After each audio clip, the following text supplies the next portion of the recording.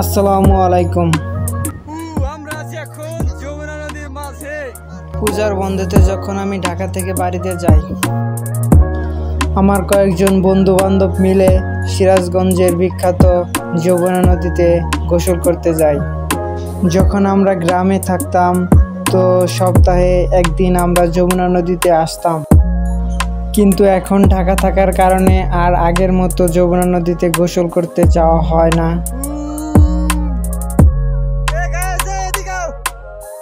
আগে আমরা যেমন অনেক মজা করতাম, এখন আর তেমন মজা করা যায় না। বড় হচ্ছি আর আমাদের শৈশব বিলীন হয়ে যাচ্ছে, তাই আমরা আবার শৈশবে ফিরে যেতে এবং যমুনার সৌন্দর্য দেখতে আমরা আবার যমুনা নদীতে যাই। যমুনার সেই সৌন্দর্য উপভোগ করি এবং আমরা একটু হলেও আমাদের শৈশবে ফিরে যাই। আমি কোনো সময় প্রফেশনাল ব্লগার বা ভিডিওগ্রাফার না, ভুল ত্রুটি হলে ক্ষমার দৃষ্টিতে দেখবেন এবং অবশ্যই সাবস্ক্রাইব এবং লাইক করবেন।